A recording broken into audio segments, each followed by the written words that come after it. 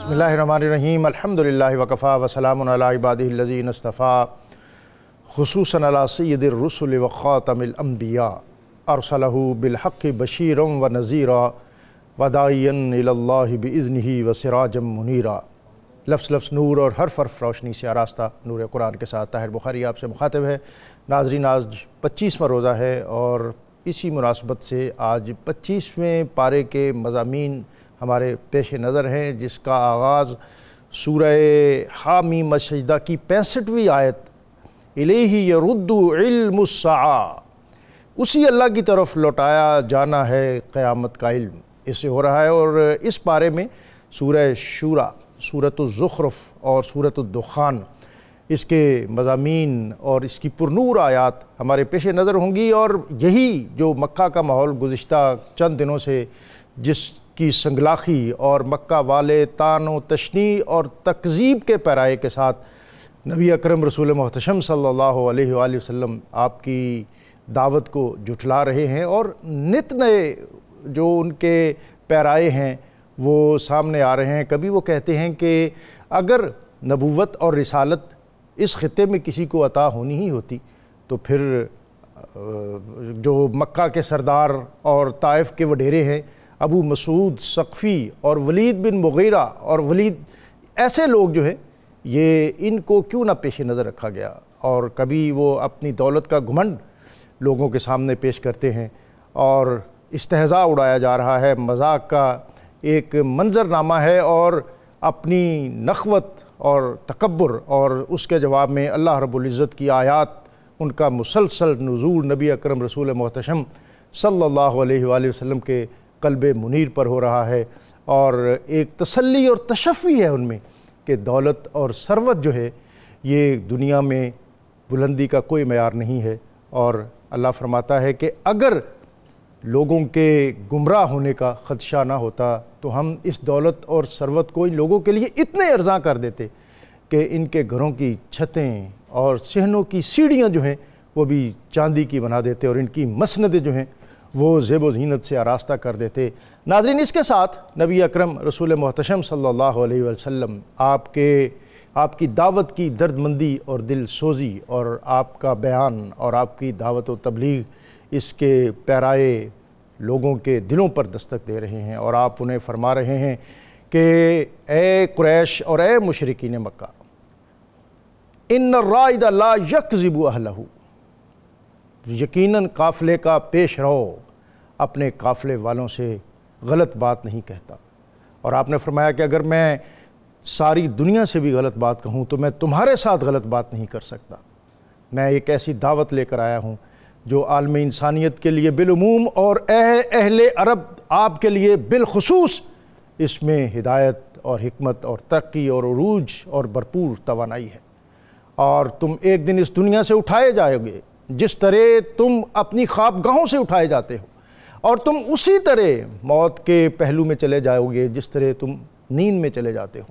और तुम्हारा ये ज़ाहरी माल व दौलत और तुम्हारी ये नेमतें और तुम्हारी ये मसनदें और इसी तरह लगी रहेंगी, और तुम्हारे ये तजारती कारवां और तुम्हारे नफ़े और तुम्हारा घमंड और तुम्हारा गुरूर इसी तरह इस दुनिया में धरे का धरा रह जाएगा।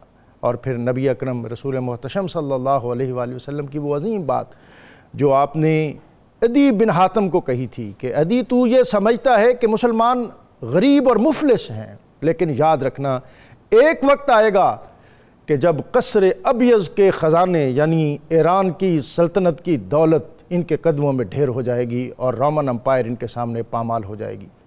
और एक वक्त आएगा जब हीरा से एक खातून सोने से लदी हुई हरमैन की तरफ चलेगी और उसको अल्लाह और उसके रसूल के अलावा किसी और का पास नहीं होगा। अदी कहते हैं कि मैंने सोचा कि ये मोहम्मद सल्लल्लाहु अलैहि वसल्लम कैसी बात करते हैं, क्या कबाइल के लुटेरे उस वक्त दुनिया से मादूम हो जाएंगे।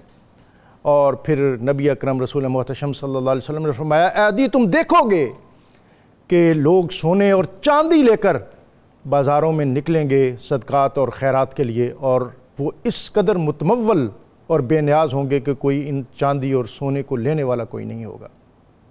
अदी कहते हैं कि मैंने देखा लोग अपने सोने और चांदी के ज़ेवरात लेकर और मालो अनवा लेकर مارکیٹ میں بازاروں میں پھرتے تھے، ان کو کوئی لینے والا نہیں تھا۔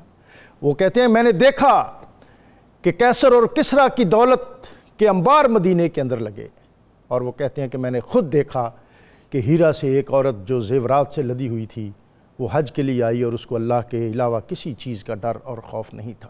یہ مناظر اور مظاہر ہیں، اور 25واں پارہ ہے، اور آج 25ویں روزے میں ہم ان آیات سے علم، ہدایت اور نور حاصل کریں گے۔ اور ہمیشہ کی طرح ہمارے ساتھ بہت معروف اور معتبر علامہ مفتی محمد فاروق القادری صاحب، علامہ مفتی خلیل احمد یوسفی صاحب، اور اللہ رب العزت کی بارگاہ میں حمد کا نذرانہ پیش کرنے کے لیے آج ہمارے ساتھ موجود ہیں راشد حسین۔ ان کی طرف جانے سے قبل آج کے اسماء الحسنہ میں سے ایک اسم مبارک المعز، بہت زیادہ عزت دینے والا۔ اس اسم خاص کی برکت یہ ہے کہ جو اس کا ورد کرے اللہ تعالیٰ اس کے لیے عزت و کمال کے دروازے اور زینے وا کرتا ہے۔ آج کا موضوع اور اس میں سورہ شورا کا آغاز بھی ہو رہا ہے، اور پھر اس کے اگلے مضامین جناب۔ بسم اللہ الرحمن الرحیم۔ ڈاکٹر صاحب، سورہ شورا مکہ مکرمہ میں نازل ہوئی ہے، اور مکہ مکرمہ کے جو معروضی حالات تھے اس میں ایک بات بطور خاص یہ تھی کہ وہاں کے لوگ شرک میں مبتلا تھے، توحید کے منکر تھے، قیامت کے قائم ہونے اور معاشر میں اٹھنے کے حوالے سے بھی وہ شدت سے انکار کرتے تھے۔ رسول اللہ صلی اللہ علیہ وسلم کی نبوت پر اظہار تعجب کرتے، اور ایک انسان کا، ایک بشر کا نبی ہونا ان کے لیے بڑی حیرت کی بات تھی، اور ان کے ذہن اسے قبول نہیں کرتے تھے۔ اسی طرح کردار کے حوالے سے وہ بہت ساری خرابیوں میں مبتلا تھے، اور رزق کی تقسیم پر بھی وہ مذاق اڑاتے تھے کہ یہ مسلمان اور اسلام کے نام لیوا غربا کیوں ہیں، تنگ دست کیوں ہیں، اگر یہ سچا دین ہوتا تو یہ سب امیر ہوتے۔ تو اس طرح کی جو فکری اور اخلاقی خرابیاں ان کی ذوات میں موجود تھیں، ان تمام کو ایڈریس سورہ شورا میں کیا گیا ہے۔ سبحان اللہ۔ پھر آیت نمبر 25 اور 26 میں اللہ تعالیٰ نے ایک اور مہربانی کا بھی اظہار فرمایا۔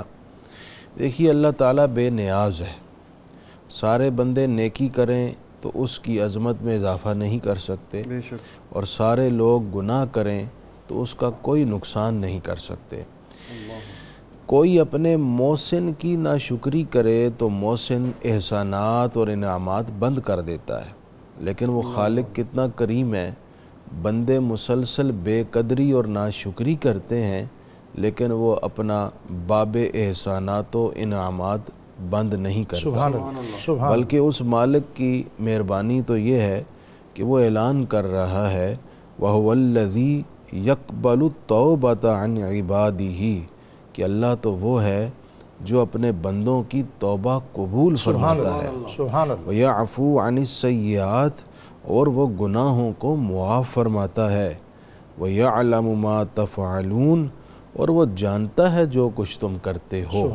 تو اس آیت میں اس نے توبہ کی دروازے کی کشادگی کا اور گناہوں کی معافی کا اعلان فرمایا۔ توبہ قرآن مجید کے مختلف مقامات پر اللہ تعالیٰ نے ذکر فرمایا کہ اللہ تعالیٰ توبہ قبول بھی کرتا ہے، توبہ کرنے والوں کو پسند بھی کرتا ہے، اور ساتھ یہ بھی فرمایا یا ایھا الذین آمنوا توبوا الی اللہ توبۃ نصوحا، کہ اے ایمان والو تم سچی خالص توبہ کر لو۔ سبحان اللہ۔ توبہ نصوحی، خالص توبہ کر لو۔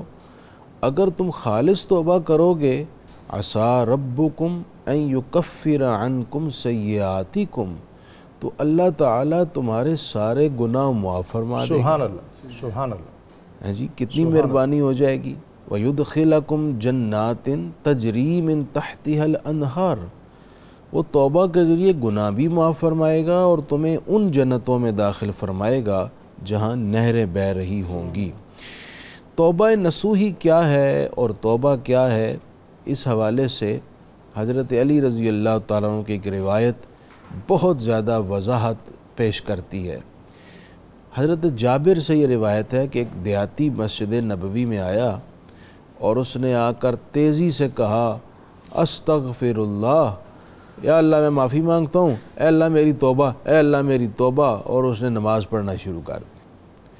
نماز سے فارغ ہوا تو حضرت علی رضی اللہ تعالیٰ عنہ نے فرمایا توبہ کا تحتاج الی التوبہ، واہ، کہ تیری توبہ کو بھی ایک توبہ کی ضرورت ہے، سبحان اللہ، جس طرح تو نے توبہ کی ہے اس کو بھی ایک توبہ کی ضرورت ہے۔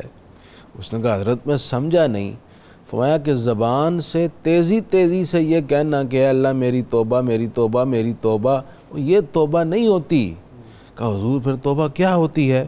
تو حضرت علی نے فرمایا کہ 6 چیزیں ہوں تو توبہ ہوتی ہے۔ سبحان اللہ، سبحان پہلی، گزشتہ گناہوں پر ندامت، یہ لازم ہے۔ سمارٹنیس نہیں، سمارٹنیس کہ کوئی نہیں یہ کر ندامت، کے پچھتاوا ہو، دل میں ایک کلک ہو کہ میں نے غلطی اور خطا کی ہے۔ نمبر 2، جو فرائض چھوٹے ہیں ان کو پورا کرنا ہے۔ سبحان اللہ، نمازیں چھوٹ گئی ہیں، واجبات چھوٹ گئے ہیں، روزے چھوٹ گئے ہیں، اگر زکوٰۃ رہ گئی ہے، حج فرض تھا رہ گیا ہے، وہ تمام فرائض جو رہ گئے ہیں ان کو ادا کرنا ہے، قضا کرنی ہے۔ نمبر 3، کسی کا مال چھینا ہے تو اسے واپس پہنچانا ہے۔ اگر آپ لوٹ مار کرتے رہے ہیں، فراڈ کرتے رہے ہیں، تو یہ صرف یہ کہہ دینے سے کہ توبہ توبہ توبہ نہیں، بلکہ یہ مال واپس پہنچائیں گے۔ وہ اس مال سے تو حج اور عمرے بھی کیے ہیں بہت زیادہ۔ ہاں، تو پھر کیسے قبول ہوں گے؟ یہی تو وجہ ہے کہ سب کچھ کرنے کے باوجود بھی کوئی فائدہ حاصل نہیں ہو رہا، کیونکہ اللہ تعالیٰ پاک ہے اور وہ پاک مال پسند فرماتا ہے۔ ناپاک جو حرام مال ہے ناپاک ہے، اللہ تعالیٰ ناپاک پسند ہی نہیں کرتا۔ بلکہ تو ڈاکٹر صاحب اس میں تو فقہا نے بڑا ایک ہوش ربا مسئلہ بھی لکھا ہے کہ مال حرام کو جائز سمجھ کر اللہ کی راہ میں ثواب کی نیت سے خرچ کرنا، یہ تو بندے کے ایمان کو زائل کرنے کا باعث بن سکتا ہے۔ چوتھی بات حضرت علی رضی اللہ تعالیٰ نے فرمائی، جس طرح تو نے اپنے نفس کی پرورش کی ہے، اب اس نفس کو اللہ کی اطاعت میں لگا کر اس کو گلا، اس کو اب اس کو آہستہ آہستہ گال دے، اس کو زائل کے راستے میں پامال کر دے۔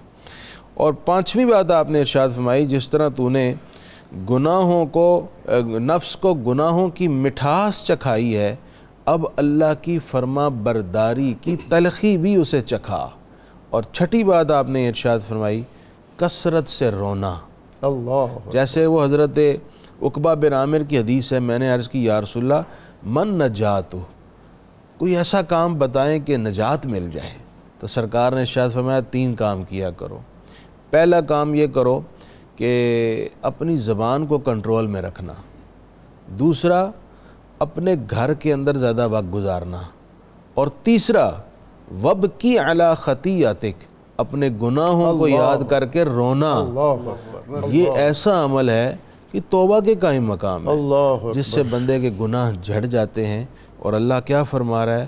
اللہ تو وہ ہے جو توبہ قبول کرتا ہے، توبہ پسند کرتا ہے۔ حضور نے ارشاد فرمایا اللہ افرح بتوبۃ عبدہ المومن، اللہ سب سے زیادہ اس وقت خوش ہوتا ہے جب کوئی بندہ توبہ کرتا ہے۔ سبحان اللہ، توبہ اسے پسند بھی ہے، اس کی خوشی کا باعث بھی ہے، اور فائدہ سارے کا سارا اس میں بندے کا یہ ہے۔ آپ کا مضمون آج تو ایسا ہے کہ جی چاہتا ہے کہ یہ جاری رہے اور ہم سنتے رہیں، اور بطور خاص یہ جو اللہ تعالیٰ نے ہمیں شب و روز اور راتیں بطور خاص عطا کی ہیں، اس میں اپنی جبین نیاز اللہ کی بارگاہ میں جھکائیں، اور پھر ندامت کے آنسو آ جائیں اور ہماری توبہ جو ہے وہ پائے قبول تک پہنچ جائے۔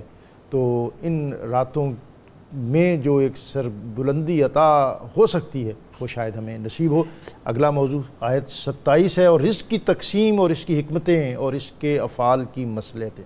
بسم اللہ والصلاة والسلام علی رسول اللہ۔ اللہ تعالیٰ جل جلالہ نے سورۃ الشورى کی آیت نمبر 27 میں ارشاد فرمایا وَلَوْ بَسَطَ اللَّهُ الرِّزْقَ لِعِبَادِهِ لَبَغَوْا فِي الْأَرْضِ، اگر اللہ تبارک و تعالیٰ سب بندوں کو وسیع رزق عطا فرماتا تو زمین میں فساد پیدا ہو جاتا۔ اپنے نظام کو صحیح طور پر چلانے کے لیے اس نے بعض بندے امیر رکھے، بعض غریب رکھتے سسٹم اسی سے چلتا ہے. اسی سے چلتا ہے. اس پہ 3 احادیث بڑی قابل غور ہے. حضور صلی اللہ تعالیٰ علیہ وسلم میں ارشاد فرماتے ہیں, حضرت ابو ہریرہ اس حدیث کے راوی ہیں, رسول اللہ صلی اللہ علیہ وسلم نے فرمایا اللہ کے بعض بندے ایسے ہوتے ہیں کہ ان کو اللہ تعالیٰ فقیر رکھتا ہے, اگر امیر کر دے تو ان کا اللہ سے تعلق کمزور ہو جاتا ہے, اور بعض بندے ایسے ہیں جن کو اللہ امیر رکھتا ہے تاکہ اللہ سے تعلق ان کا مضبوط رہے, ان کے غریب کر دے رہے اور ان کو مال سے جدا کر دینے سے ان کے ایمان میں خلل واقع ہو جائے. حضور صلی اللہ علیہ وسلم کے صحابہ کے 2 طبقات, ایک امیر اور ایک غریب. اب جب 2 طبقات تھے تو ان میں سے جو امیر تھے وہ اللہ کی راہ میں پیسے خرچ کرتے تھے, اب غریب نہیں کر سکتے تھے, ان کے پاس پیسے نہیں ہوتے. تو انہوں نے نبی صلی اللہ تعالیٰ علیہ وسلم سے سوال عرض کیا, حضور وہ پیسے خرچ کرتے ہیں, وہ آگے نکل جاتے ہیں, تو ہم کیا کریں؟ اب یہ پیسے آنا ہماری بس کی تو بات نہیں. تو آقا کریم صلی اللہ علیہ وسلم نے فرمایا میں تمہیں ان کے مقابلے میں وظیفہ بتا دیتا ہوں, سبحان اللہ, تم نماز کے بعد وہ پڑھ لیے. سبحان اللہ, سبحان اللہ. حضور صلی اللہ علیہ وسلم نے ان کو وظائف بتائے, وہ مسجد میں بیٹھ کے وظائف کر رہے ہیں, وہ باہر مال تقسیم کر رہے ہیں. انہیں دیکھا یہ تو اٹھ کے نماز کے بعد آتی نہیں. پوچھا بھی تم کیا کرتے ہو؟ اب بات چھپا نہیں سکتے تھے. انہوں نے کہا ہمیں تو نبی صلی اللہ علیہ وسلم نے وظیفہ بتایا کہ جس سے اللہ تعالیٰ بڑا ثواب دیتا. انہوں نے وہ بھی شروع کر دیا. پھر انہوں نے عرض کی حضور یہ ہے نیکی میں مسابقت اور ایک دوسرے سے آگے بڑھنے کا جذبہ. جی. اور اس میں صحابہ اکرام کا یہ ظرف پتہ چلتا ہے کہ وہ نیکی کی بات چھپاتے نہیں تھے. سبحان اللہ. آج کسی کو 2 باتیں پتہ ہو تو وہ چھپا کے رکھتا ہے کہ میں نہ بتاؤں تاکہ میری علمی برتری ثابت ہو, حالانکہ علم بیان کرنے سے اللہ مزید عظمت عطا فرماتا ہے. سبحان اللہ. جب نبی صلی اللہ تعالیٰ علیہ وسلم کی بارگاہ میں دوبارہ صحابہ نے عرض کی تو نبی صلی اللہ علیہ وسلم نے فرمایا اللہ کی تقسیم ایسے ہی ہے, ایسی پہ راضی رہو کہ اس نے بعضوں کو امیر رکھا ہوا ہے, بعضوں کو غریب رکھا ہوا. اس میں ڈاکٹر صاحب قبلہ جو سمجھنے والی سب سے اہم بات ہے وہ یہ کہ اللہ تبارک و تعالیٰ اگر کسی کو امیر رکھتا ہے یا کسی کو کسی حال میں رکھتا ہے تو اس میں خوش رہنا یہ اللہ کو راضی کرنے والی. سبحان اللہ. اس میں ایک حدیث مبارک میں آپ کی خدمت میں عرض کرتا ہوں جو حضرت عمر بن میمون رضی اللہ تعالیٰ عنہ کی. رسول اکرم شفیع معظم صلی اللہ تعالیٰ علیہ وسلم نے فرمایا کہ میرے بندو 5 چیزوں کے آنے سے پہلے 5 چیزوں کی قدر کرو. بڑھاپے کے آنے سے پہلے جوانی کی قدر کرو, مصروف ہونے سے پہلے ایام فرصت کی قدر کرو, غریب ہونے سے پہلے امیری کی قدر کرو, اور بوڑھے ہونے سے پہلے جوانی کی قدر کرو, مرنے سے پہلے زندگی کی قدر. سبحان اللہ. اگر کسی کے پاس پیسہ ہے اس کا صحیح استعمال یہ ہے, اللہ تعالیٰ نے پیسے والے بندے کے لیے اسراف و تصریف کا جو موضوع بیان کیا ہے اس میں ساری چیزیں دنیا کے اعتبار سے کہ جب دنیا داری میں پیسے خرچ کرو گے تو پھر تمہیں پتہ ہونا چاہیے کہ تم کہاں زیادہ خرچ کر رہے ہو, کہاں کم خرچ کر. لیکن جب دین کی باری آئے گی تو اگر سارا گھر بھی سیدنا صدیق اکبر خرچ کر دیتے ہیں تو رسول اللہ نہیں فرماتے یہ تم نے کیا کیا, بلکہ آپ پوچھتے ہیں ما ابقیت لاہلک, اے پیارے ابو بکر اپنے گھر والوں کے لیے کیا چھوڑا؟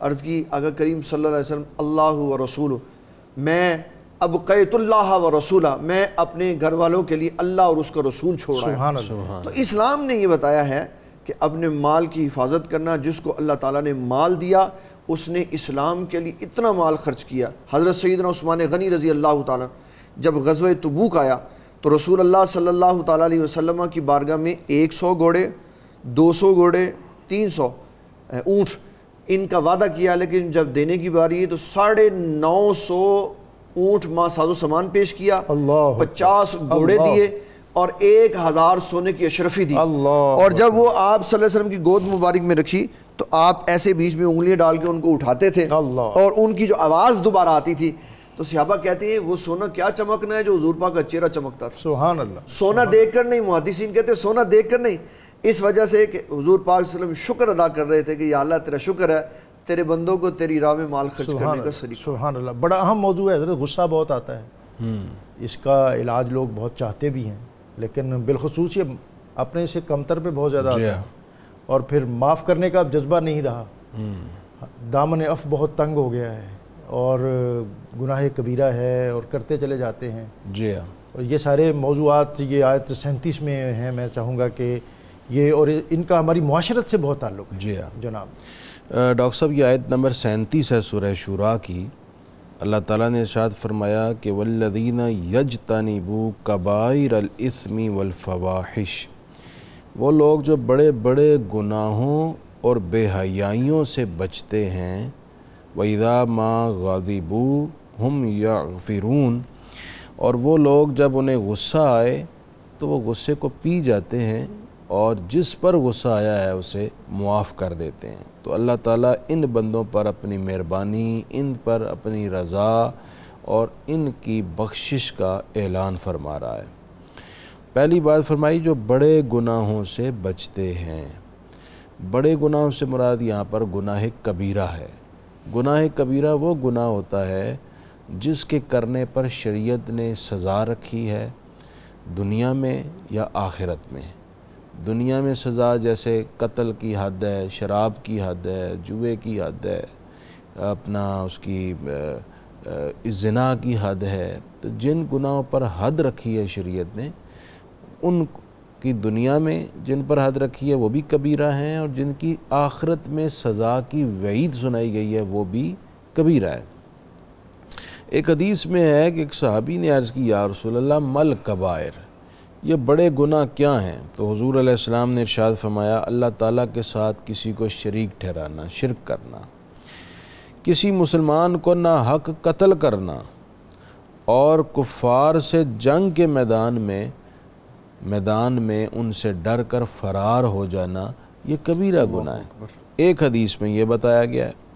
اسی طرح دیگر حدیث میں دیکھیں ماں باپ کی نافرمانی کو کبیرہ گناہ ٹھہرایا گیا ہے، کسی مسلمان کی عزت کو پامال کرنا کبیرہ گناہ ٹھہرایا گیا ہے۔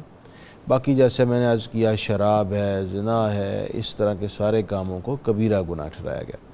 لیکن یہاں بتایا یہ جا رہا ہے کہ جو کبیرہ سے بچتا ہے اس کے صغیرہ اللہ تعالیٰ یوں ہی معاف فرما دیتا ہے۔ سبحان اللہ، سبحان اللہ، اور سبحان آگے جو فرمایا والفواحش، بے حیائیوں سے بچتا ہے۔ بے حیائی ہر اس کام کو کہیں گے جس کو جو طبع سلیم ہے، سلیم الفطرت شخص جس کو معیوب سمجھے اسے بے حیائی کہتے ہیں۔ ویسے تو آج کل جو طبیعتیں ہیں، فطرتیں ہیں، وہ تو اتنی زنگ آلود ہو گئی ہیں، ان کے سامنے تو بے حیائی بھی ہوتی رہے وہ اس کو برا نہیں سمجھتا۔ تو ان طبیعتوں اور فطرتوں کا کوئی اعتبار نہیں ہے۔ وہ زیادہ سے زیادہ یہ اہتمام کرتا ہے کہ جی میں تو اس سے بچ کے علیحدہ بیٹھا ہوں۔ اصل بات یہ ہے کہ سلیم الفطرت شخص جس امر کو معیوب سمجھے اس کو شریعت بے حیائی اور بیہودہ امر کہتی ہے۔ تو ہر اس طرح کے فعل سے اجتناب کرنا بھی اللہ تعالیٰ کی رضا کا باعث ہے۔ اور تیسری بات جس کی طرف آپ نے بطور خاص توجہ دلائی، جو سوسائٹی کی بہت بڑی ضرورت ہے، جن بندوں کی اللہ تعریف فرما رہا ہے کہ جب غصہ آئے تو وہ پی جاتے ہیں اور معافی دیتے ہیں۔ قرآن مکی مجید کے ایک اور آیت میں یوں فرمایا گیا وَالْكَاظِمِينَ الْغَيْظَ وَالْعَافِينَ عَنِ النَّاسِ وَاللَّهُ يُحِبُّ الْمُحْسِنِينَ۔ یہ وہ بندے ہیں جن سے اللہ محبت کرتا ہے اور ان پر اللہ مہربانی فرماتا ہے کہ جو غصہ پیتے ہیں اور لوگوں کی خطاؤں پر ان سے درگزر کرتے ہیں، اللہ ان احسان کرنے والوں سے محبت فرماتا ہے۔ غصہ ڈاکٹر صاحب آ جانا یہ خلاف شرع بھی نہیں، خلاف مقصود انسانی بھی نہیں، یہ تو اللہ تعالیٰ نے انسان کی طبیعت میں ودیعت کیا ہوا ہے۔ انسان بعض چیزوں پر جذبات کی تیزی محسوس کرتا ہے۔ غصے کا آنا برا نہیں ہے۔ بعض لوگ کہہ دیتے ہیں غصہ نہ کر، غصہ حرام ہے۔ وہ غصہ حرام نہیں ہے، غصہ جائز ہے، لیکن غصے کی اسلام نے کچھ لیمٹس رکھی ہوئی ہیں کہ آپ اعتدال میں رہ کر غصہ کریں گے، غصے کی حالت میں عدم اعتدالی کا شکار نہیں ہوں گے۔ یعنی غصہ اگر ان لمیٹڈ ہے، بہت زیادہ ہے کہ آپ غصے میں کوئی ایسا کام کر جاتے ہیں یا ایسے الفاظ ادا کرتے ہیں جو کہ غیر مشروع ہیں، تو یہ غصہ ناجائز ہے۔ اور کل کو پھر ندامت کے ساتھ آپ کی خدمت میں حاضر ہوتے ہیں کہ جی غصے میں تھا اور پھر میں نے یہ کر دیا، بالکل، اور آپ اس کا حل بتائیں۔ بالکل ٹھیک کہہ رہے ہیں آپ۔ وہ بھی ایک صورت ہے کہ غصے میں طلاق دے دیتے ہیں، غصے میں گالم گلوچ کرتے ہیں، غصے میں بیویوں پر بچوں پر تشدد کرتے ہیں، غصے میں اپنے ملازمین پر تشدد کرتے ہیں، کسی کی عزت کو تار تار کرتے ہیں۔ بعض لوگ تو غصے کے بہت کالے ہیں، وہ اتنا سخت غصہ کرتے ہیں کہ اللہ کی پناہ۔ کچھ احادیث میں غصہ کو کنٹرول کرنے کا طریقہ بتایا یہ بہت اہم ہے، اس کو ہمیں سمجھنا چاہیے، اور غصہ آ جائے اس تدبیر کو اختیار کرنا چاہیے۔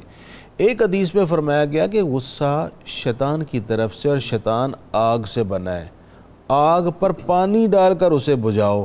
سبحان اللہ، یعنی غصہ آ جائے تو وضو کرو، واہ یہ بڑی اہم بات ہے، غصہ آ جائے تو آپ وضو کریں۔ وضو کریں۔ یہ ایک مجرب عمل ہے کہ آپ فیل کریں گے کہ وضو کے سبب آپ کا غصہ ٹھنڈا ہو جائے گا۔ اللہ، دوسرا حدیث میں فرمایا گیا ہے کہ اگر آپ کو غصہ آئے، آپ کھڑے ہیں تو آپ بیٹھ جائیں، بیٹھ جانے سے بھی غصہ ٹھنڈا ہو جائے گا۔ تیسرا فرمایا گیا کہ غصہ آپ کو بہت زیادہ آئے، آپ خاموش ہو جائیں، خاموش ہو جائیں گے آپ، کچھ سیکنڈ کچھ منٹ آپ کا غصہ ختم ہو جائے گا۔ اور اگر آپ بیٹھے ہیں غصہ آ گیا تو آپ لیٹ جائیں۔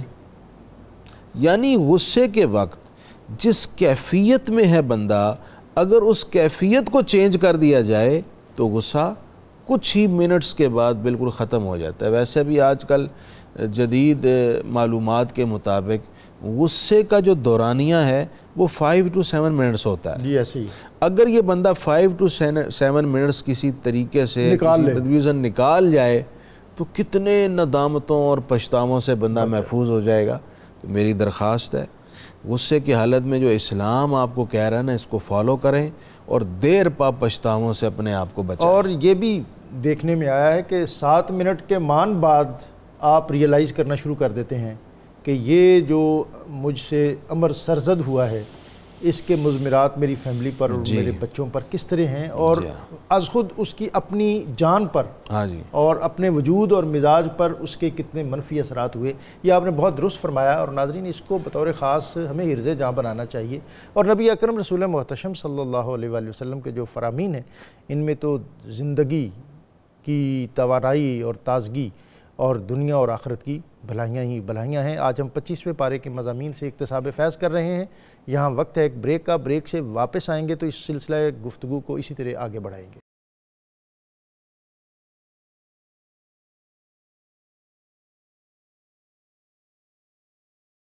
مرتبہ پھر خوش آمدید۔ آج 25ویں پارے کے مضامین ہمارے پیش نظر ہیں۔ میں نے ابتدائیہ میں الرائد کا ایک لفظ استعمال کیا کہ قافلے کا پیش رو۔ عرب کا ایک یہ پورا انسٹیٹیوشن تھا، جب ان کے قافلے اور کارواں چلتے تھے تو ان کے آگے، بہت آگے، ان کا جو بہت ماہر اور بہت ہمدرد اور غمگسار آدمی ہوتا تھا وہ چلتا تھا، جو قافلے کے آگے چلتے ہوئے اس کے پڑاؤ کا اہتمام کرتا تھا، اور اس اہتمام کے لیے وہ دیکھتا تھا کہ پانی کہاں پر دستیاب ہے، سایہ کہاں موجود ہے، اور قافلے کے رہنے کے لیے کون سی جگہ زیادہ موزوں ہے۔ نبی اکرم رسول محتشم صلی اللہ علیہ وآلہ وسلم نے جب اہل مکہ کو خطاب فرمایا اور ان پر اپنی دعوت پیش کی تو یہ لفظ استعمال کیا کہ ان الرائد لا یکذب اہلہ، کہ جو قافلے کا پیش رو ہے وہ اپنے قافلے والوں کے ساتھ کبھی غلط بیانی نہیں کرتا۔ اور یہ لیڈرشپ کی بہت بنیادی بات ہے کہ اس کی قوم، اس کی ملت، وہ اس بات پر پوری طرح ان کو استحکام ہو اور متیقن ہو کہ ہمارا لیڈر اور ہمارا قائد جو ہے یہ جو بھی کہتا ہے ہمیں سمجھ آتا ہے یا نہیں، لیکن یہ سچ کہتا ہے۔ اور دوسری بات جو حضرت مفتی فاروق القادری صاحب نے حضرت علی المرتضیٰ کرم اللہ تعالی وجہ الکریم کے بارے میں فرمائی کہ مسجد نبوی میں انہوں نے کسی شخص کو توبہ کرتے جلدی میں دیکھا تو پھر اس کی رہنمائی فرمائی، اور مجھے یوں لگتا ہے کہ جیسے یہ پر نور ہستیاں شاید اسی طرح لوگوں کی رہنمائی میں ہر وقت مگر رہتی تھی۔ میں نے ابتدائیہ میں عدی بن حاتم کی بات کی تو اس سے قبل اس کی بہن صفانہ یہ بھی گرفتار ہو کر مسجد نبوی میں موجود تھی، اور نبی اکرم رسول محتشم صلی اللہ علیہ وسلم کی بارگاہ میں اپنا استغاثہ اور اپنا ماجرا پیش کر رہی تھی۔ یا رسول اللہ، میں ایک بہت بڑے سردار کی بیٹی ہوں، میرا باپ بہت سخی تھا اور میری کفالت کرنے والا عدی وہ کہیں دور چلا گیا، مجھ پر رحم فرمائیں۔ نبی اکرم صلی اللہ علیہ وسلم اس سے اعراض فرما کر گزر گئے، 1 دن 2 دن اور تیسرے دن اب وہ خاتون تھوڑی مایوس تھی، اور خاتون کہتی ہے کہ میں نے دیکھا کہ نبی صلی اللہ علیہ وسلم کے ساتھ ایک نوجوان ہے، اور اس نوجوان نے مجھے دوبارہ اشارہ کیا کہ اب یہ وقت ہے کہ تو اپنی معروضات آقا صلی اللہ علیہ وسلم کی بارگاہ میں پیش کر۔ اور وہ خاتون کہتی ہے کہ میں نے اپنا ماجرا نبی صلی اللہ علیہ وسلم کی خدمت میں پیش کیا، اور پھر آپ نے مجھے معاف فرمایا، مجھے رہائی دی۔ اور پھر وہ اقبال نے جو کہا تھا کہ ما ازاں خاتون طے اریاں تریم، پیش اقوام جہاں بے چادریم، کہ نبی اکرم صلی اللہ علیہ وسلم کی خدمت میں اقبال نے عرض کیا کہ وہ طے کی خاتون جو سر برہنہ تھی، اس کے سر پر اپنی چادر کا سایہ کرنے والے اے رسول ہاشمی صلی اللہ علیہ وسلم، آج اقوام عالم کی تاریخ میں اس قوم یعنی ہماری حالت بھی اس خاتون سے کچھ زیادہ اچھی نہیں ہے، ہم پر بھی اپنی کملی کا سایہ فرمائیے۔ وہ خاتون کہتی ہے بعد میں نے پوچھا کہ یہ نوجوان کون ہے تو پتہ چلا یہ باب مدینۃ العلم علی المرتضیٰ کرم اللہ تعالی وجہ الکریم ہے۔ سورہ زخرف اور اس سے قبل جو ہے یہ آیت 38 اور 39 جس میں نماز اور مشورہ اور صدقہ کی اہمیت اور ظلم کا بدلہ، یہ مضامین، اس پر میں چاہوں گا کہ آپ ہمیں کچھ رہنمائی عطا فرمائیں۔ اللہ تعالیٰ جل جلالہ ارشاد فرماتا ہے والذین استجابوا لربہم واقاموا الصلاۃ وامرهم شورى بینہم ومما رزقناہم ينفقون، جنہوں نے اپنے رب کا حکم مانتے ہوئے نماز ادا کی۔ رسول اکرم شفیع معظم صلی اللہ تعالیٰ علیہ وسلم ارشاد فرماتے ہیں قیامت والے دن اللہ تعالیٰ سب سے پہلے نماز کے بارے میں سوال فرمائے۔ اللہ اکبر۔ آج ہم جس دور سے گزر رہے ہیں، ایک تو لوگ نماز پڑھتے ہی اور جو پڑھتے ہیں وہ اپنی مرضی کی چیزیں ادا کر دیتے ہیں، اور لوگوں کو اس طرف لگایا جا رہا ہے کہ بس فرض پڑھ لو، اس کے بعد کوئی نماز نہیں۔ یہ ٹھیک ہے کہ فرض ہی اللہ نے فرض کی ہوئی ہے، لیکن جو باقی نمازیں ہیں وہ کس لیے ہیں یہ بھی جاننا چاہیے۔ حضور صلی اللہ تعالیٰ علیہ وسلم نے فرمایا جس شخص نے سارے دن میں 12 سنتیں ادا کی، اللہ تعالیٰ جنت کے درمیان میں اس کو گھر عطا فرمائے۔ اللہ اکبر۔ اور جس نے نوافل پڑھے اس کے لیے یہ نوافل کیا حیثیت رکھتے ہیں؟ فرمایا اگر کسی کے اعضائے وضو صحیح نہیں دھلے یا فرائض میں کوئی کمی اور کوتاہی رہ گئی اور وہ کینسل کر دیے گئے، اب فرض تو پورے نہیں ہو سکتے، تو فرشتے اس کو جہنم کی طرف لے کے جانے کی کوشش کریں گے، تو اللہ تعالیٰ فرمائے گا میرے بندے کے نامہ اعمال کو دیکھو، اگر اس میں نوافل ہیں تو نوافل کو فرائض بنا کے فرضوں کی کمی پورا کر کے اس کو جنت میں سبحان اللہ، سبحان اللہ۔ اور بخاری کی روایت نے ہمیں یہ بتا دیا کہ فرائض اللہ تعالیٰ کے طرف سے نازل کیے وہ احکامات ہیں جو لازمی ہیں، لیکن رب کائنات جل جلالہ کا قرب عظیم نوافل سے ملتا ہے۔ واہ۔ جب امت کو نوافل سے توڑ دیا جائے گا تو لوگ نمازی تو بنیں گے لیکن ولی اللہ نہیں بنیں گے۔ ولایت کے لیے نوافل اور عبادات کا کثرت سے کرنا اور صحابہ کے پیٹرن پہ چلتے ہوئے راتیں عبادت میں گزارنا اور دن روزے میں گزارنا، یہ رسول اللہ صلی اللہ علیہ وسلم کے ساتھیوں کا معمول مبارک یعنی وہ نوافل جن کو فرائض اور سنن کی سپورٹ میسر ہو۔ جی بالکل، اس کے بغیر نہیں، اس کے بغیر بلکہ امام محمد رضا فاضل بریلوی رحمۃ اللہ علیہ نے اس میں یہ اضافہ کیا ہے کہ جو فرائض نہیں پڑھتا اور صرف نوافل پڑھتا ہے وہ اپنے آپ کو دھوکہ دے رہا، اس کے ان نفلوں کی اللہ تعالیٰ کو کوئی حاجت نہیں ہے۔ اور حضرت میاں صاحب شرک پوری کہتے تھے کہ یہ نوافل کا یہ مقام ہے تو فرائض کی پابندی کرنے سے کیا عظمت میسر ہے۔ کیا بات ہے۔ اور ہمارے علماء نے نوافل کو مٹی کا محل کہا ہے اور فرائض کو سونے کا محل کہا ہے، اور کہا جس نے اپنے سونے کے محل کو بچانا ہے اپنے مٹی کے محل کی حفاظت کرے۔ اور دوسرے نمبر پر فرمایا وَأَمْرُهُمْ شُورَى بَيْنَهُمْ، اور ان کے کاموں میں ان کے ساتھ مشاورت کرے۔ ہمارے آقا صلی اللہ تعالیٰ علیہ وسلم کو ویسے تو مشاورت کی ضرورت نہیں تھی کہ اللہ سارے معاملات میں خود ہی مشورہ دے دیتا تھا، لیکن آپ صلی اللہ علیہ وسلم نے نظام اسلام کو برقرار رکھنے کے لیے خود صحابہ سے مشورہ فرمایا، اور یہاں تک احادیث میں آتا ہے کہ آپ نے امہات المومنین سے بھی مشورہ فرمایا۔ حدیبیہ کے مقام پر ام سلمہ سے جو آپ نے مشورہ فرمایا وہ تاریخ کے سنہری صفوں کے اوپر چمک رہا، سبحان اللہ، کہ انہوں نے پورے 1400 صحابہ کی اکیلی خاتون نے نمائندگی فرما دی، واہ، اور سبحان فرمایا میرے آقا صلی اللہ علیہ وسلم آپ ایک دفعہ نہر شروع تو کریں، پھر دیکھیں سارے صحابہ کس طرح آپ کے ساتھ شامل ہو جاتے ہیں۔ اور جو رفیقہ حیات کا تصور ہے عملی زندگی میں وہ بھی عطا کیا۔ کیا بات ہے۔ سبحان اللہ۔ اور یہ نہیں کہا کہ ان کو سائیڈ پہ لگا لو، بلکہ ان کو مشوروں میں ساتھ شامل کرو۔ اور پھر تیسرے نمبر پر فرمایا وَمِمَّا رَزَقْنَاهُمْ يُنْفِقُونَ، عقیدہ سمجھا دیا، پیسے تمہارے ہیں تو نہ دو۔ لوگوں یہ بات ذہن میں رکھو کہ اللہ تعالیٰ تم سے تمہارے پیسے نہیں مانگتا، وہ فرماتا جو میں نے دیا نا اس میں سے میری راہ میں دو۔ سبحان اللہ۔ آقا کریم صلی اللہ علیہ وسلم کی کثیر احادیث اس کے اندر موجود ہیں، ان میں سے ایک حدیث بڑی اہم ہے۔ حضرت سیدنا ابو ہریرہ رضی اللہ تعالیٰ عنہ ارشاد فرماتے ہیں رسول اللہ صلی اللہ علیہ وسلم نے فرمایا جو اللہ کی راہ میں مال اس کیفیت میں اس پردے داری سے خرچ کرے دائیں ہاتھ سے دے، بائیں کو خبر نہ ہونے دے، اللہ تعالیٰ قیامت والے دن اس کو اپنے عرش کا سایہ عطا فرمائے۔ سبحان اللہ۔ آج کے دور میں اس کی بڑی ضرورت ہے کہ آپ جب صدقہ دیں، خیرات دیں تو لمبی قطاریں اور پھر اس کے اوپر تصویریں، اور بہت دو اس کے پہلو ہیں۔ اگر تو کوئی اس لیے دکھا کے کر رہا ہے کہ میں اپنے صحیح سورسز سے بہت سارے لوگوں کو فائدہ دے رہا ہوں، تو اس میں کوئی دو رائے نہیں ہے کہ وہ ٹھیک ہے، اور اگر وہ اپنی عزت کو بڑھانے کے لیے کر رہا تو یہ دکھلاوا ہے، یہ اللہ تعالیٰ کو پسند نہیں ہے، اس سے اجتناب کرنا چاہیے۔ چوتھے نمبر پر فرمایا کہ ظلم جو بندہ کر رہا ہے اس کو اس کا بدلہ دو۔ اس کی دو کیفیتیں علماء نے بیان کی۔ اگر کمزور بندہ ظلم کر رہا ہے، طاقت والا اس کے اوپر طاقت رکھتا ہے، تو دونوں ہی کام کر سکتا ہے، سزا بھی دے سکتا ہے اور معاف بھی کر سکتا ہے۔ لیکن شریعت اسلامیہ نے اس کو پسند کیا کہ اگر ظالم کا تعلق ریاستی معاملات سے نہیں ہے تو پھر اس کو معاف کر دینا بہتر ہے، اور اگر وہ ریاستی معاملات میں بیٹھ کے ظلم کرتا ہے پھر اس کو سزا دینی چاہیے تاکہ رسول اللہ صلی اللہ علیہ وسلم کی حدیث پوری ہو۔ آپ نے فرمایا، حضرت ابو ہریرہ رضی اللہ تعالیٰ عنہ اس حدیث کے راوی ہیں، فرمایا ایک وقت آئے گا کہ امین اور امن والے لوگ تمہارے حاکم ہوں گے، تو فرمایا اس وقت زمین کے اندر رہنے سے اوپر رہنا بہتر ہوگا، سبحان اللہ۔ اور جب تم دیکھو کہ ظالم غالب آ جائیں تو پھر اندر چلے جانا اوپر رہنے سے بہتر۔ اللہ اکبر۔ سورہ زخرف شروع ہو رہی ہے، اس کا ابتدائی تھوڑا سا تعارف اور اس کے مضامین، اور بالخصوص جو آیت 44 ہے مسلمانوں کی عظمت کا ذریعہ اور اب مسلمانوں کا جو حال۔ جی، یہ سورہ زخرف بھی مکہ مکرمہ میں نازل ہوئی ہے، اور اس کے بھی بنیادی مضامین وہی ہیں کہ مکہ و اہل مکہ کے نظریاتی اور اخلاقی جو ان کی کوتاہیاں تھیں ان پر توجہ دلائی گئی ہے اور انہیں ہدایت کی طرف بلایا گیا ہے۔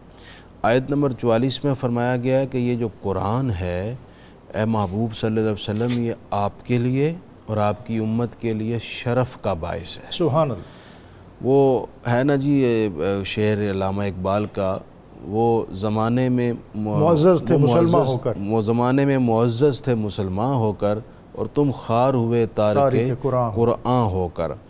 اللہ تعالیٰ نے اس امت کا شرف، ان کی عظمت قرآن سے وابستگی میں رکھی ہے۔ قرآن صرف اس لیے نہیں اترا کہ اس کے الفاظ کی تلاوت کی جائے، بلکہ اس کے ساتھ ساتھ یہ پورا ایک جامع نظام حیات دیتا ہے۔ جب تک امت مسلمہ نے قرآنی نظام حیات کو قائم کیا، پوری دنیا میں اس کا شرف، اس کا وقار، اس کی عزت قائم رہی، اور اقوام عالم پر قیادت اور سیادت کا شرف اس امت کو حاصل رہا۔ اور جب امت مسلمہ نے خود قرآن سے ایک لا تعلقی اختیار کی، ایک خلا اختیار کیا، دوری اور بعد اختیار کیا، تو امت ذلیل ہو گئی۔ علامہ نے ایک اور جگہ کہا کہ خار از مہجوری قرآن شدی، شکوہ سنجے گردش دوران شدی۔ تم تو خار ہوئے ہو قرآن مجید کو ترک کر کے، چھوڑ کر، اور تم سارے کا سارا شکوہ اس بات کا کر رہے ہو کہ زمانے کی گردش بدل گئی ہے، یہ زمانے کے حالات اتار چڑھاؤ اور فلک کی جو گردش ہے اس وجہ سے ایسا ہو گیا ہے۔ اقبال کہتا ہے کہ اپنی شامت اعمال کو اس کا باعث بنانے کے بجائے تم اس کی ذمہ داری فلک پر ڈال رہے ہو، ایسا نہیں ہے۔ اور اقبال نے تو اس مضمون کو اس قدر کثرت سے بیان کیا، اور اس نے کہا کہ تیرے ضمیر پہ جب تک نہ ہو نزول کتاب، گرا کشا ہے نہ راضی نہ صاحب کشا۔ وہ کہتے ہیں کہ میرے والد جب مسجد سے صبح آتے تھے تو میں قرآن پڑھتا تھا، اور مجھے دیکھتے اور پھر پوچھتے تھے کبھی کبھی، تو میرے دل میں یہ گمان ہوتا تھا کہ دیکھ رہے ہیں کہ قرآن پڑھ رہا ہوں پھر بھی۔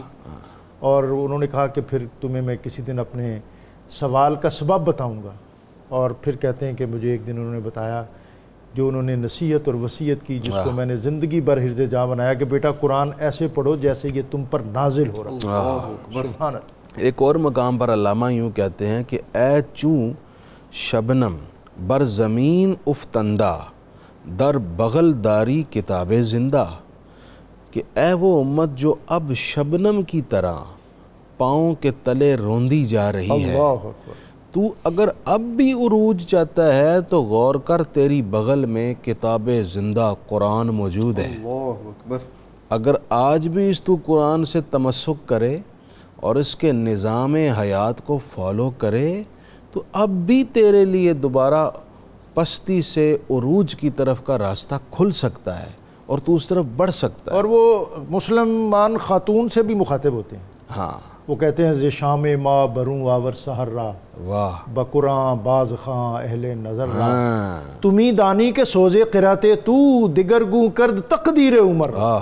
کہ تو اے مسلمان خاتون تو اگر چاہے تو آج بھی تیری قرات جو ہے وہ مسلمانوں کی شب تاریخ کو روشن دن میں بدل سکتی ہے. اور کیا تو جانتی نہیں ہے کہ تیری قرات کے سوز نے عمر جیسے جرھی کی تقدیر بدل دی. اللہ. ڈاکٹر صاحب اس طرح کے متعدد نظائر اور مثالیں ہماری تاریخ میں موجود ہیں کہ خصوصاً عہد صحابہ کو ہم دیکھیں کہ انہوں نے قرآن مجید کو کس شدت کے ساتھ اپنے پیش نظر رکھا. لہٰذا قرآن افکار کو فالو کرتے ہوئے بڑے سے بڑے جنگی میدان میں کامیاب ہوئے اور قرآن مجید کے نظام کو فالو کرتے ہوئے غنیمتوں کی تقسیم ہو، قیدیوں کے ساتھ تعلق ہو یا جنگ کے درمیان جب کہ لوگ ہر قسم کے اصول اور ضابطے کو اٹھا کر پس پشت پھینکتے ہیں، مسلم امہ نے کیسے انسانیت کا سر فخر سے بلند کیا.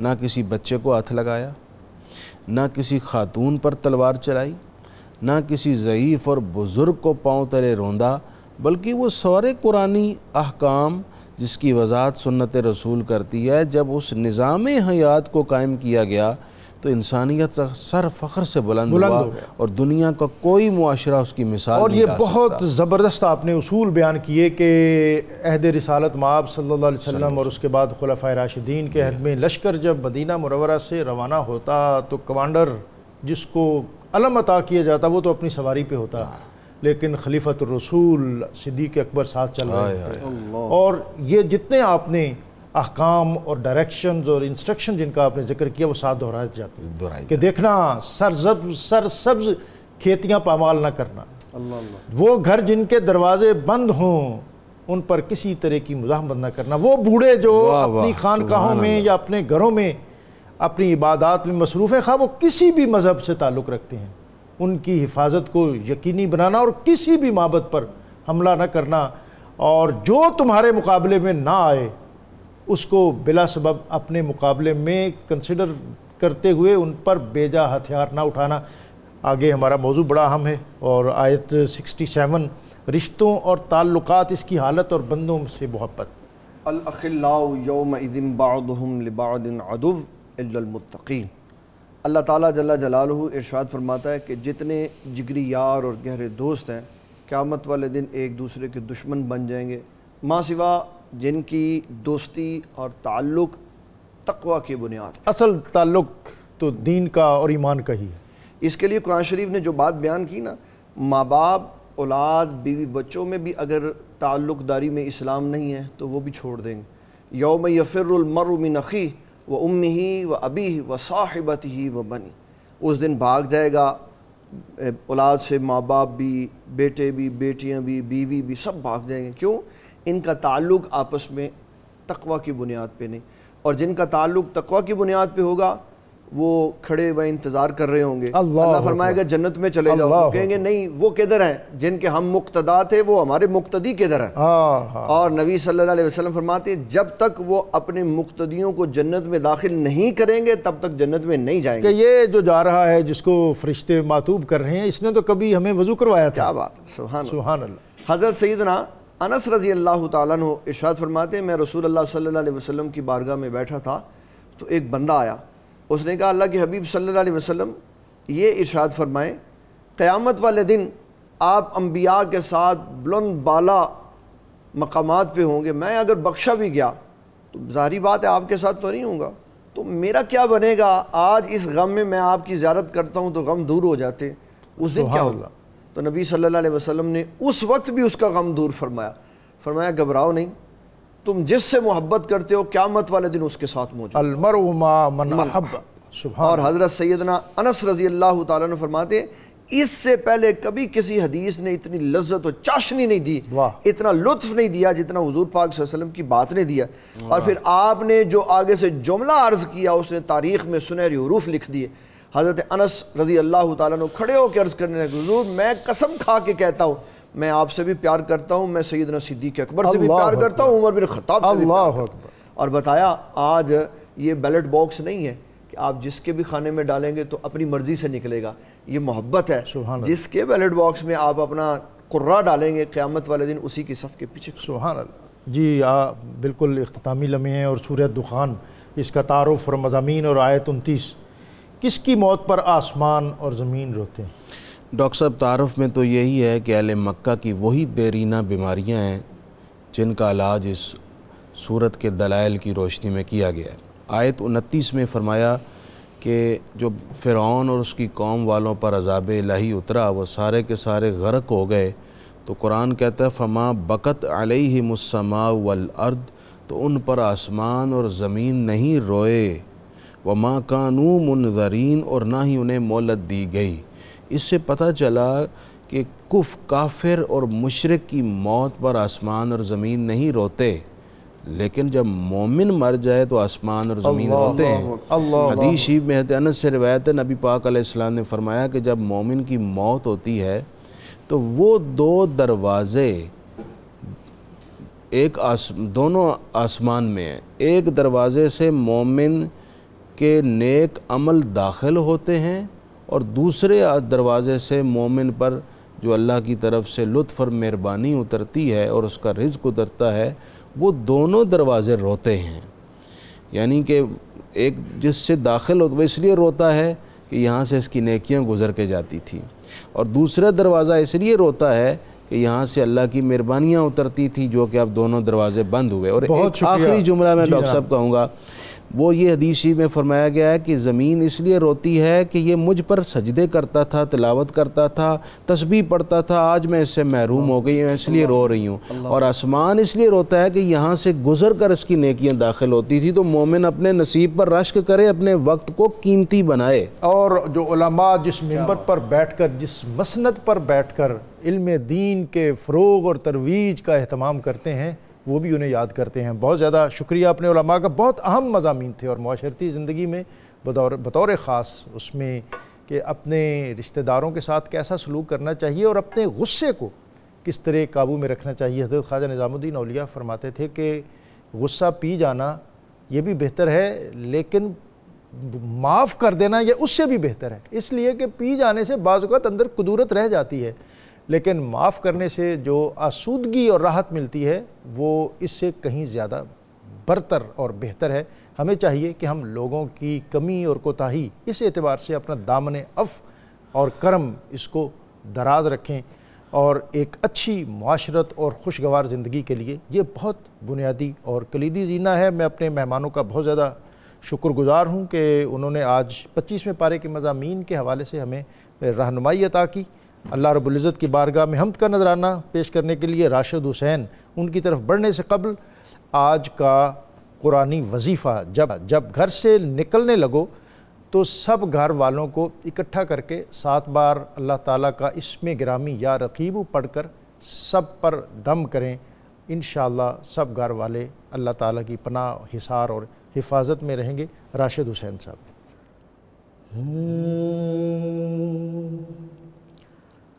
اللہ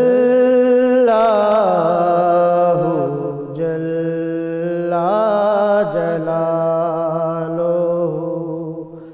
اللہ جل جلالہ، تیری شان اما نوالو، تیری شان اما نوالو، اللہ جل جلالہ. کبھی شان لطف عطا میں تو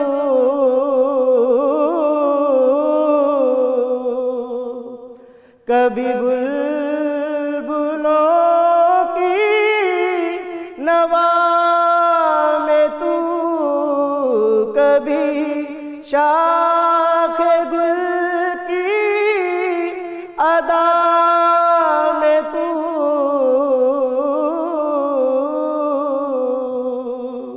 کبھی ٹوٹے دل کی صدا میں تو، کبھی ٹوٹے دل کی صدا میں تو، ہے یہاں بھی تو ہے وہاں بھی تو، ہے یہاں بھی تو ہے وہاں بھی تو، اللہ جل جلالہ، اللہ جل جلالہ۔ جو حساب روزے حساب ہو،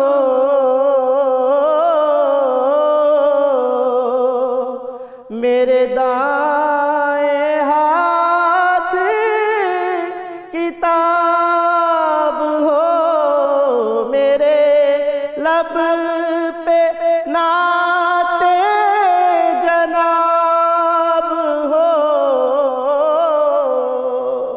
نہ سوال ہو نہ جواب ہو، نہ سوال ہو نہ جواب ہو، میں رہوں حضور کے روبرو، میں رہوں حضور کے روبرو، اللہ جل جلالہ، اللہ جل جلالہ۔ میں گنہگار ہوں اے خدا،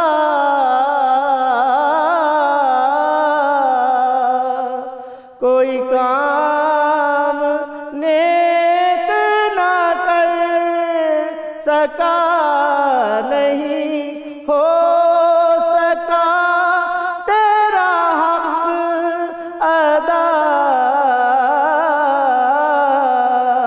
تیرا فضل و کرم ہے بے بہا، تیرا فضل و کرم ہے بے بہا، سر حشر رہ جائے آبرو، سر حشر رہ جائے آبرو، اللہ جل جلالہ، اللہ جل جلالہ۔